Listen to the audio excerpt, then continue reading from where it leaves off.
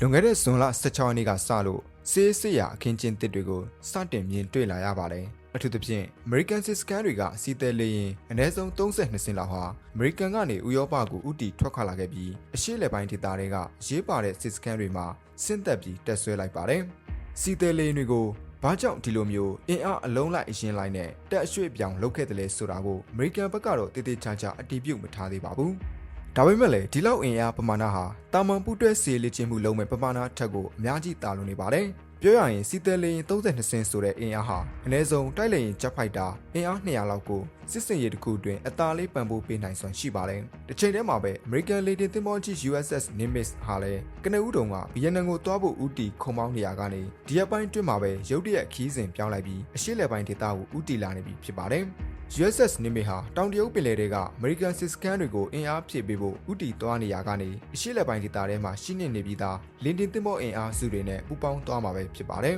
။ဒီအရွေ့တွေကိုကြည့်လိုက်ရင် American တွေနဲ့အရှေ့လက်ပိုင်းဒေသထဲမှာကြီးမားတဲ့လေကြောင်းစစ်စင်ရေးတွေကိုအကောင့်ထဲပေါ်ဖို့အသင့်ပြင်နေပြီလား။ Iran Israel စစ်ပွဲမှာဝင်းပါတော့မှာလားဆိုတာစဉ်းစားစရာဖြစ်လာပါတယ်။ Israel ကိုသာအမှန်တကယ်ကူညီထောက်ပံ့တော့မယ်ဆိုရင်ဒီစီတဲလေရင်တွေဂျက်ဖိုက်တာတွေဟာ Israel အတွက်တကယ်အရေးပါမယ့်အထောက်အကူတွေဖြစ်လာမှာအမှန်ပါပဲ။မနေ့ကကြာသပတေးနေ့မှာဆိုရင်လည်း Trump ကသူ့အနေနဲ့ Iran Israel စစ်ပွဲအတွက်ရွေးချယ်စရာတွေကိုစဉ်းစားနေပြီး American တွေနဲ့ဝင်ပါခြင်းလဲဝင်ပါနိုင်တယ်လက်ရှောင်ခြင်းလဲလက်ရှောင်နိုင်တယ်လို့မတင်မကျပြောထားပါတယ်။ရွေးကောက်ပွဲမှာစစ်ပွဲတွေကိုရှက်တန့်ပြီး American ရဲ့အကျိုးစီးပွားကိုပဲဦးစားပေးသွားမယ်လို့ပြည်သူတွေကိုကတိပေးထားတဲ့ Trump အနေနဲ့ဒီစစ်ပွဲမှာတော့သူ့ရဲ့မိတ်ဆွေရင်းချကြီး Benjamin Netanyahu ဘက်ကယက်တီပေးသွားဖို့ကိုအလေးနက်စဉ်းစားနေပုံရပါတယ်။နေတန်ယာဟုကလည်းအီရန်ကိုရင်ဆိုင်ဖို့အတွက်အမေရိကန်ရဲ့အကူအညီလိုအပ်တယ်ဆိုတာကိုဒီရက်ပိုင်းတွေအတွင်းမှာထပ်တလဲလဲပြောပြီး Trump ကိုတွန်းအားပေးနေတာဖြစ်ပါတယ်။ Trump ရဲ့ကိုယ်ပိုင် social media ဖြစ်တဲ့ Truth ကိုတွားကြည့်လိုက်မယ်ဆိုရင်လည်းအီရန်ကမနိုင်တဲ့စစ်ပွဲကိုတိုက်နေတာအခုချက်ချင်းအញ្ញမ်းခံလိုက်ဆိုတဲ့အပြောမျိုးတွေကိုတွေ့ရပါလိမ့်မယ်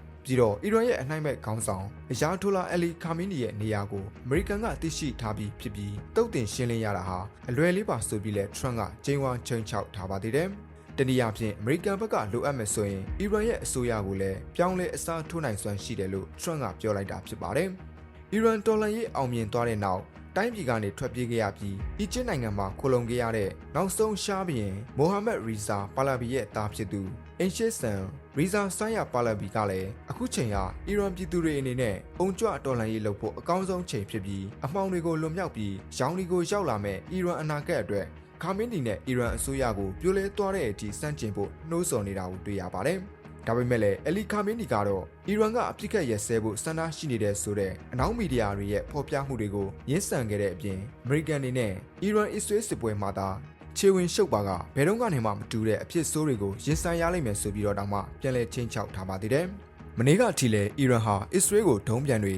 drone တွေနဲ့ dress up ပစ်ခတ်တိုက်ခိုက်နေဆဲဖြစ်တာကြောင့်အီရန်အစ္စရေးစစ်ပွဲကတော်တော်နဲ့ပြေဆုံးအောင်မှာမဟုတ်ပဲဆက်လက်ရှေ့ဆက်ဦးတည်နေအောင်မှာဖြစ်ပါတယ်။ဒါကြောင့်လက်ရှိချိန်မှာအမေရိကန်တွေနဲ့ဒီအရေးကိုဘယ်လိုနည်းနဲ့တုံ့ပြန်တာကအကောင်းဆုံးဖြစ်မလဲဆိုတာအသေးချာစဉ်းစားသုံးသပ်နေတာဖြစ်ပါတယ်။ဇွန်လ23ရက်နေ့တောက်ကြနေမနက်အစောပိုင်းမှာစတင်ခဲ့တဲ့အစ္စရေးရဲ့ခေါင်းထောင်လာတဲ့ချင်းသစ်စစ်စင်ရေးဟာအီရန်ရဲ့နျူကလ িয়ার အဆောက်အဦတွေကိုထိထိရောက်ရောက်တိုက်ခိုက်ချေမှုန်းနိုင်ခဲ့ပေမဲ့အီရန်ရဲ့နျူကလ িয়ার ခြေလှမ်းတွေကိုလုံးဝရပ်တန့်ပစ်နိုင်တဲ့အဆင့်ထိရောက်ဖို့တော့နောက်ထပ်လှုပ်ရှားတွေအများကြီးကျန်နေပါသေးတယ်။ပထမနေ့တိုက်ခိုက်မှုပြီးတဲ့နောက်ထွက်ပေါ်လာခဲ့တဲ့ဂျိုဒူတပ်ပုံတွေမှာဆိုရင်အီရန်ရဲ့ယူရေနီယံတန့်စင်မှုအဓိကစက်ရုံဖြစ်တဲ့နာထန်စ်နျူကလ িয়ার စက်ရုံဟာအဓိကအစိပ်ပိုင်းတော်တော်များများထိခိုက်သွားခဲ့ပါတယ်။ပြီးတော့အီရန်စစ်တပ်ကစီဦးစီးချုပ်တွေထိပ်တန်းခေါင်းဆောင်တွေပါဝင်နျူကလ িয়ার သိပ္ပံပညာရှင်တော်တော်များများကိုလည်းအစ္စရေးဂျက်ဖိုက်တာတွေကရှင်းလင်းပစ်နိုင်ခဲ့ပါတယ်။ဒီအခြေအနေတွေကအီရန်ကိုနျူကလ িয়ার လက်နက်ထုတ်လုပ်နိုင်ဖို့အတွက်အချိန်တိုင်းတာတစ်ခုထိနှောင့်နှေးသွားစေနိုင်တဲ့ဆိုပေမဲ့အစ္စရေးအတွက်အဓိကပြဿနာတစ်ခုရှိနေပါသေးတယ်။အဲ့ဒါကတော့နာထန်စ်နျူကလ িয়ার အဆောက်အဦထက်ပိုပြီးလျှို့ဝှက်နိုင်တဲ့ပြီးအရေးပါတဲ့အခြားသောနျူကလ িয়ার အဆောက်အဦတွေရှိနေသေးလို့ပါပဲ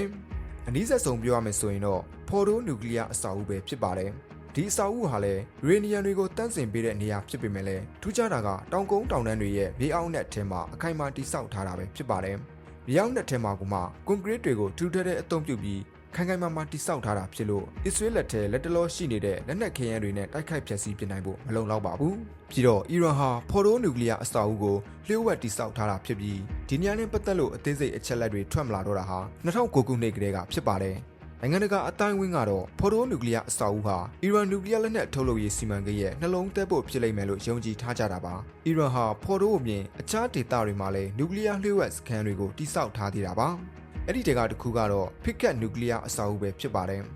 ပစ်ကက်ဟာလည်းတောင်ကုန်းတောင်တန်းတွေအောက်မှာကွန်ကရစ်တွေနဲ့အခိုင်အမာတိစောက်ထားတာဖြစ်ပြီးဒီနေရာကိုလည်းအစ္စရေးကတော်ရုံတန်ရုံတိုက်ခိုက်နိုင်စွမ်းမရှိပါဘူး။နာထန်စ်နဲ့ကီလိုမီတာအနည်းငယ်လောက်ဝေးကွာတဲ့နေရာမှာပဲတိစောက်ထားတာဖြစ်ပါတယ်။ဖော်တိုနျူကလ িয়ার အဆောက်အဦမှာမြေအောက်လှိုင်ကောင်းဝင်ပေါင်းတစ်ခုရှိပြီးပစ်ကက်မှာတော့အနည်းဆုံးဝင်ပေါက်၄ခုလောက်ရှိနေတာကအစ္စရေးအတွက်ပိုဆိုးသွားစေပါတယ်။အီရန်ဟာအဲ့ဒီနျူကလ িয়ার အဆောက်အဦတွေနဲ့ပတ်သက်လို့အသေးစိတ်အချက်လက်တွေကိုနိုင်ငံတကာအမှုမြည်စွမ်းအင်အဖွဲ့အစည်း IAEA ကိုတင်ပြခြင်းမရှိတော့တာကြာမြင့်နေပြီဖြစ်ပါတယ်။ဒါကလည်းအစ္စရေးအတွက်စိုးရိမ်ရမှတ်တွေမြင့်မားလာစေပါတယ်။အရိုးချင်းဆုံးပြောရရင်အစ္စရေးလက်ရှိပိုင်ဆိုင်ထားတဲ့ဘန်ကာဖြတ်ပုံ GPU 28တွေလောက်နဲ့တော့ဖော်တိုနဲ့ Pickets နျူကလ িয়ার အဆောက်အဦတွေကိုတိုက်ခတ်ခြင်းပုံပြလို့မရပါဘူး။ GPU 28ဘုံတွေဟာမြေအောက်နဲ့6မီတာအထိသာထိုးပေါက်ဝင်ရောက်နိုင်စွမ်းရှိတာကြောင့်အီရန်ရဲ့နျူကလ িয়ার အဆောက်အဦတွေဖို့ပြုံတောင်ဖြုံမှာမဟုတ်ပါဘူး။ဒီလိုပြစ်မှတ်တွေကိုလုံးဝစီးစီးညံ့ညံ့ကြေအောင်ဖျက်ဆီးပစ်နိုင်တဲ့ဘုံကတော့ GPU 57ဘုံပဲဖြစ်ပါတယ်။ပေါင်ချိန်13000လောက်အထိလေးတဲ့ဒီဘုံဟာမြေအောက်နဲ့61မီတာလောက်အထိထိုးခွဲဖောက်ထွင်းဝင်ရောက်နိုင်တဲ့ဘုံဖြစ်ပါတယ်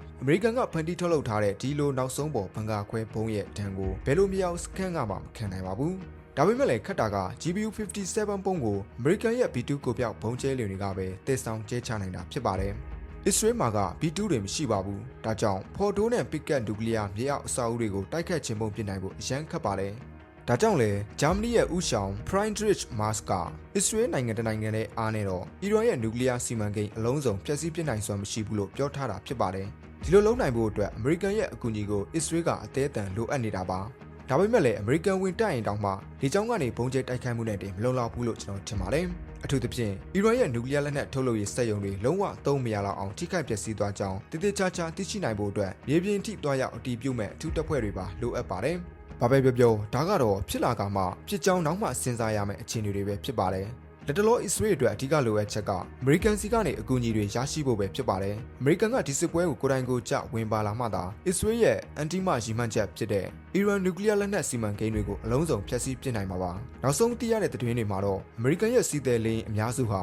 အီတလီ၊စပိန်နဲ့ဂျာမနီနိုင်ငံတွေကအခြေစိုက်စခန်းတွေမှာအခြေစိုက်ထားပါတယ်။ဒါကြောင့်အစ္စရေးသားလိုအပ်မယ်ဆိုရင်အမေရိကန်နေနဲ့အရှေ့လက်ပိုင်းဒေသတွေကိုစီးသည်လိန်တွေအချိန်မရွေးပေးပို့လို့ရနိုင်ပါတယ်။ဥပမာစပိန်နိုင်ငံကမိုရွန်လီတက်စကန်မှာဆိုရင် B2 ပုံကျဲလိန်တွေကိုဝင်းထက်မှတင်စီပြေးပေးနိုင်တဲ့စီတဲလိန်အများစုရှိနေတာကြောင့်လိုအပ်မယ်ဆိုရင်အမေရိကန်ရဲ့ B2 ပုံကျဲလိန်တွေမှာအရှိလက်ပိုင်းထဲမှာစစ်စင်ရေးတွေကိုအေးအေးဆေးဆေးလုပ်နိုင်တဲ့အနေအထားမျိုးကိုပိုင်ဆိုင်ထားပါတယ်။အရင်ကတည်းကဒီလိုအင်အားမျိုးတွေကိုအမေရိကန်ကဥရောပတလွှားမှာတက်ပြန့်ချထားတာဖြစ်ပြီးအခုချိန်မှာဆိုရင်တော့နောက်ထပ်စီတဲလိန်32စင်းကိုပါထပ်မံပို့ဆောင်လိုက်တာဖြစ်ပါတယ်။ကျွန်တော်စောစောကပြောခဲ့တဲ့အတိုင်းပဲဒီအင်အားဟာတိုက်ခတ်ရေးဂျက်ဖိုက်တာအစင်း200လောက်အထိကိုကောင်းကောင်းကြီးထောက်ပံ့ပေးနိုင်တဲ့အင်အားမျိုးဖြစ်တာကြောင့်အမေရိကန်တွေနဲ့အီရန်အစ္စရေးစစ်ပွဲတွေကိုဝင်ကျင်ရင်အချိန်မရွေးဝင်သွားနိုင်ပါတယ်။ဒါကြောင့်ပဲအမေရိကန်တွေနဲ့အရှေ့လက်ပိုင်းထဲမှာစစ်စင်ရေးကြီးတွေကြီးကြီးမားမားပြုလုပ်ဖို့ပြင်ဆင်နေသလားဆိုတဲ့မေးခွန်းတွေထွက်ပေါ်လာတာပဲဖြစ်ပါတယ်။ဒီတိုင်းပဲစဉ်းစားကြည့်မယ်ဆိုရင်ကိုကနဦးမှာအစ္စရေးလက်တပ်အင်အားကိုအသုံးပြုပြီးအီရန်ကိုလုံးဝမလှန်နိုင်အောင်ဘုံကျဲတိုက်ခိုက်မယ်ပြီးမှသာမဟာဗျူဟာမြောက်ဘုံကျဲလိန်တွေကဝင်လာပြီးအီရန်ရဲ့မြေအောက်နျူကလ িয়ার အဆောက်အဦတွေကိုတိုက်ခိုက်ခြင်းပုံပြမယ်ဆိုတဲ့အစီအမံမျိုးဟာအမေရိကန်အတွက်အရန်အန္တရာယ်ကိနေတာကလည်းသဘောကျခြင်းစရာကောင်းတဲ့အရွေးတစ်ခုဖြစ်ပါတယ်။ဒါပေမဲ့အမေရိကန်သမ္မတဒေါ်နယ်ထရန့်ရဲ့သဘောထားကိုလည်းကျွန်တော်တို့ကြည့်ရပါလိမ့်မယ်။လက်တလုံးမှာတော့ထရန့်ဟာအီရန်ရဲ့မြေအောက်နျူကလ িয়ার စက်ရုံတွေကိုဘုံကျဲတိုက်ခိုက်မှုတွေမှာအစ္စရေးကိုအထောက်ပံ့တွေပေးသွားဖို့စဉ်းစားနေတယ်လို့ပေါ်ပေါ်တင်တင်ပဲပြောထားပါတယ်။သူ့အနေနဲ့အီရန်အစ္စရေးစစ်ပွဲမှာပါဝင်သွားမလားဆိုတာကိုလာမယ့်2ပတ်အတွင်းမှာဆုံးဖြတ်သွားမယ်လို့လည်းရိုက်တာသတင်းဌာနကပြောထားပါတယ်။ဒါပေမဲ့လည်းအီရန်ကိုအလုံးစုံစစ်ပွဲပုံစံနဲ့တိုက်ခိုက်ဖို့တဲ့အမေရိကန်ကအစ္စရေးကိုကူညီထောက်ပံ့ပေးုံမျှသာပါဝင်လို့နေပြီးအီရန်ရဲ့နျူကလ িয়ার စက်ရုံတွေကိုဘယ်လိုမျိုးအကောင်းဆုံးတိုက်ခိုက်ဖျက်ဆီးပစ်နိုင်မလဲဆိုတာနဲ့ပတ်သက်လို့လည်းထရန့်ကအမေရိကန်စစ်တပ်ကထိပ်တန်းအရာရှိတွေနဲ့ဆွေးနွေးနေတယ်လို့ CNN သတင်းဌာနကဖော်ပြထားပါတယ်။ရွေးကောက်ပွဲမတိုင်မီကာလတုန်းကအမေရိကန်ပြည်သူတွေကိုပေးထားတဲ့ကတိတိုင်းကမ္ဘာပေါ်ကဘယ်လိုပြည်ပခမျိုးဘယ်လိုစစ်ပွဲမျိုးကိုမျှသူ့လက်ထက်မှာအမေရိကန်ကမပါဝင်ပဲအမေရိကန်အကျိုးကိုသာဦးစားပေးသွားမယ်ဆိုတဲ့ကတိလည်းထရန့်ကထိမ့်သိမ်းထားနေတာလည်းဖြစ်ပါတယ်